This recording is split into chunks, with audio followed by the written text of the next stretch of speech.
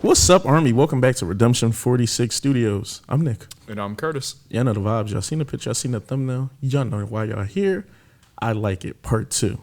BTS. We had heard this when we and you was doing the Rise. Yep. But it was on the list. Alex had sent the whole list. It was on there. I think it was on Irina list before. We kept seeing it on a bunch of different lists before. Never got into it. I forget what this was on. I think this is a Japanese track. Okay. Do you know if we heard part one? I feel like it jumped. I don't know because the way I'm curious.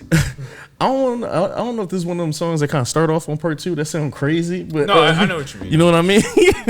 Or I like it part one with something else or whatever. And it's how the songs be or whatever. But yeah, hopefully y'all like us and hit that subscribe button and become a real redeemer awesome. Today. And if you like content like this, jump on the Patreon. It's going to be exclusive performances from BTS. We literally either going to be jumping into the dance practice for this or the live performance. We might do both. Also, we just started Bon Voyage on there, and the Soup is on there. Rise of Bang Tang bonus content and deleted scenes are dropping on there today. Live and Soul with RM is up on there. Dreamers behind the scenes for Vibe. Man, the Patreon is a vibe. Make sure y'all jump on there, man. Yeah, but no long talk. We can jump right into this and have a conversation when we are done. Let's get it.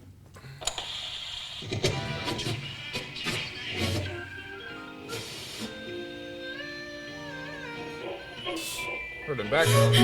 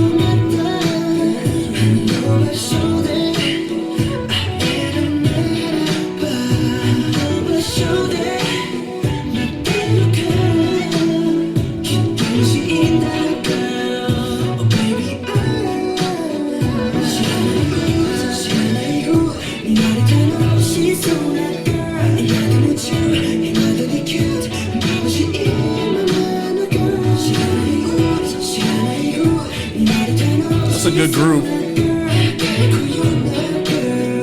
Group seems fun. Very.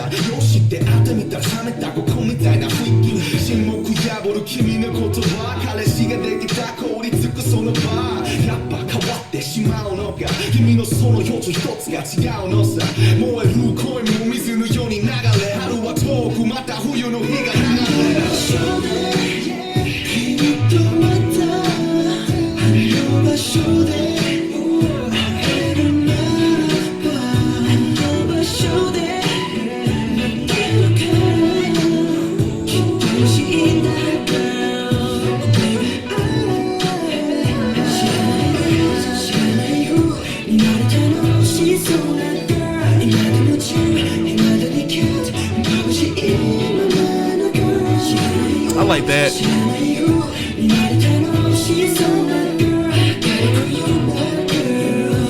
I like that.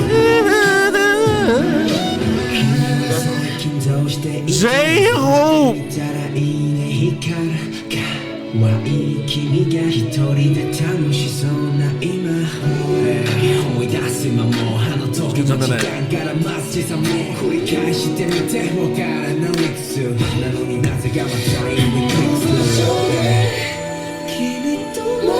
Snapping.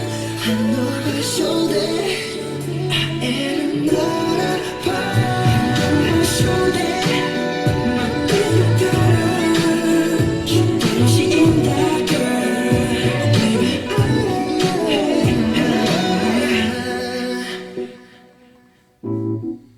was catchy.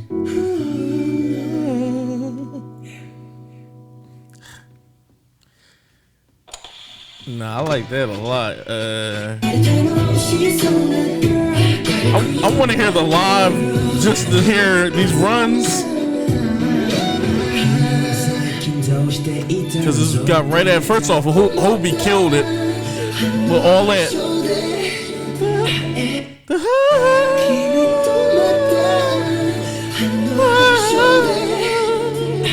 Oh yeah.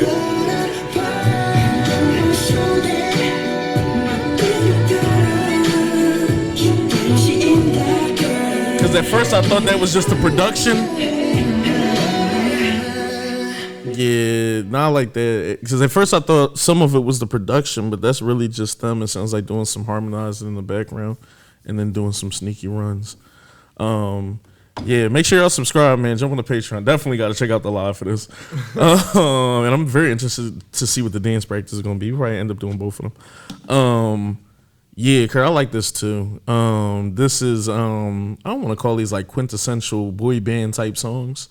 But I am a sucker for the BTS era of, I call it like walk and talk with the girl era, kind of. Where like you kind of like, music, where you kind of jigging, but like, you know, if it was an MV, essentially you'd be pursuing one.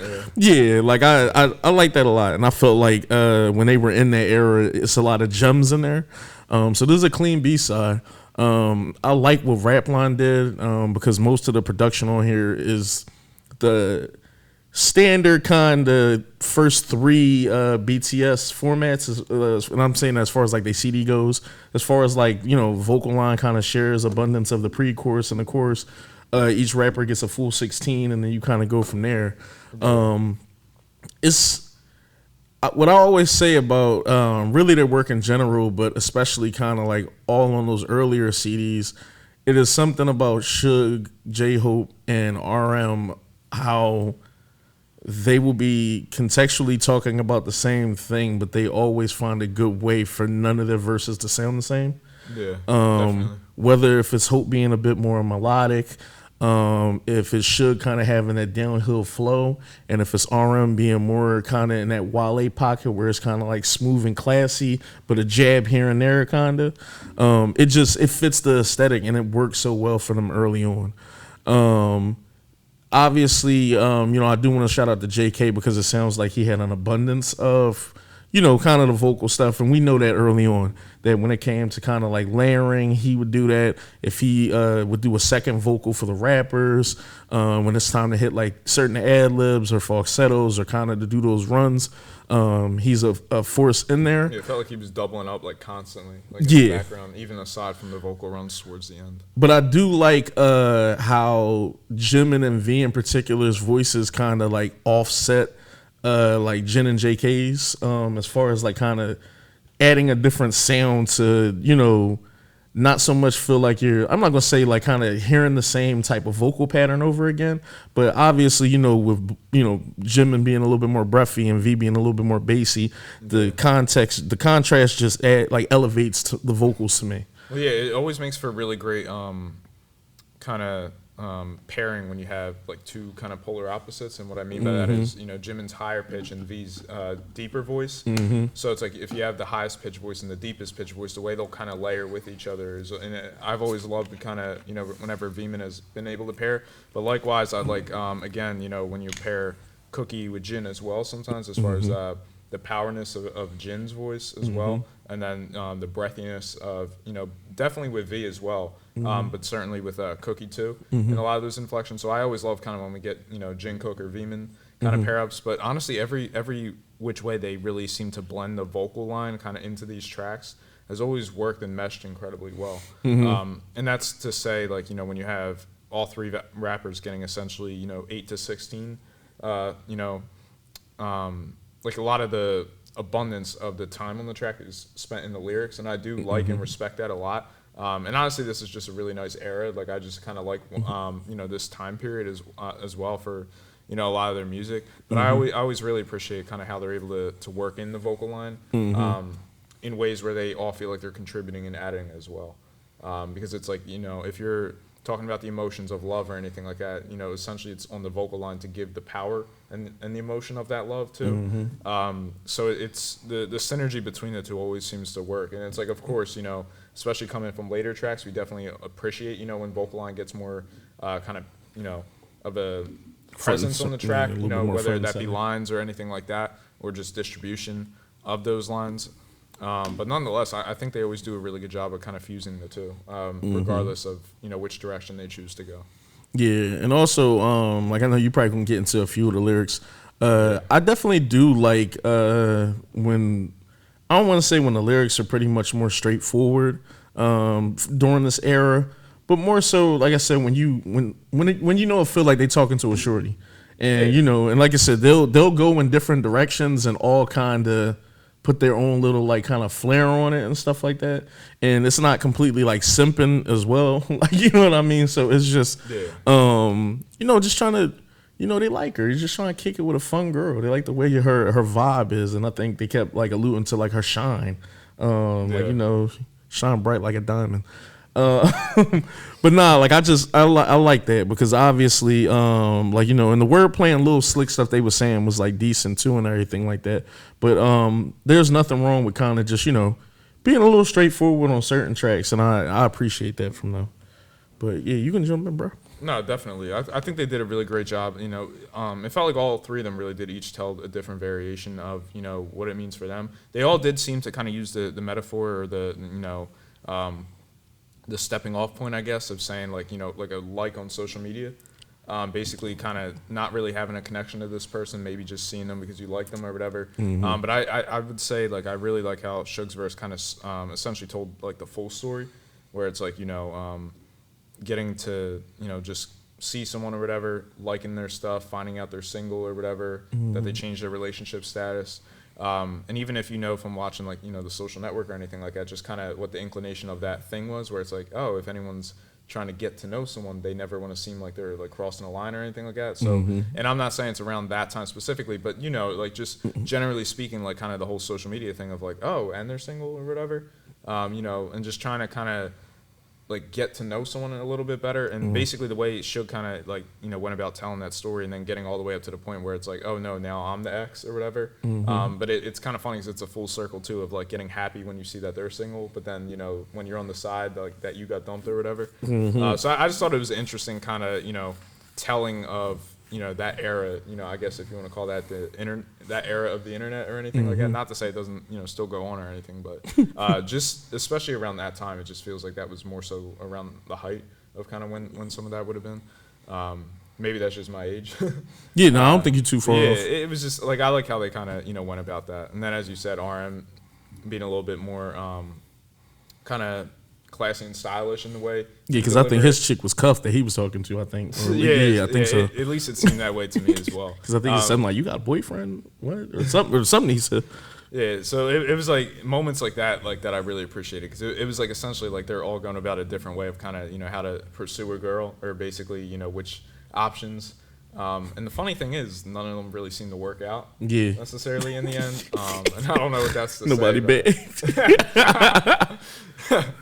Redeemer's like, take me as tribute. I like you too. But nah, like so I thought like the way they were able to kind of all play like on the little social media aspect of it was really cool as well. I definitely loved Hobie's kind of presence on the track as far as like his delivery and his energy, the confidence that he kind of was on the track with, and again just knowing like I always love kind of, especially when you get to hear, because I love how he's progressed as a rapper, but especially knowing like how he had to kind of essentially learn to rap in a lot of ways. Like it was just like I always really find his stylistic choices in kind of how he approaches the track really unique, and I always enjoyed, like he always brings like a great energy with him as well. But they all really did bring like kind of different things to it, and then like I did like that, again as you said, like Jimin getting to have a little bit of a part in it as well. So just like they did a good job kind of layering it out throughout. I don't know if it's necessarily like a track that's like a download for me. It's probably something I need to kind of hear like a few more times, but it's definitely something that like you could just almost turn your brain off and just kind of like just be taken to a certain time and place. And I like music that is really reflective like that in its own right as well. And again, you know, the vocal runs at the end, you know, definitely seemed really great on the studio version. I'm really curious to hear how they are on the live. No, and I'm on that same type time where I'm not sure if it's quite a download for me, but definitely something I wouldn't mind listening to, just because something like War on Hormones is probably a little bit more upbeat for me. But like you said, that doesn't take away from this. This is something where I wouldn't mind, obviously, watching the dance practice or the live performance. And normally when we make statements like this, we tend to watch those and then just be like, all right, it is a download. But we will see, because we're literally about to jump into both of those. And the last thing I was really going to point out was, you know, towards the end of Hobie's verse, I really also did like how he was kind of like, where he was talking about the whole idea of like, you know, this is like a doomed thing. It's not going to work, but even so, I'm going to like basically like, you know, even if I know the odds are so against me or whatever, this is like, you know, like it's still a chance I'm willing to take, or you know, some kind of pain or whatever I'm willing to, you know, feel, other than having that regret of like, oh, you know, I didn't kind of express in any way how I felt or whatever. So nonetheless, I thought that was a nice little full circle as well. Jump in the comments and let us know if you fighting to get out the friend zone. People like friend zone my ass. But nah, yeah, if y'all not subscribed, I don't know what's going on. I'm starting to think y'all don't like it here.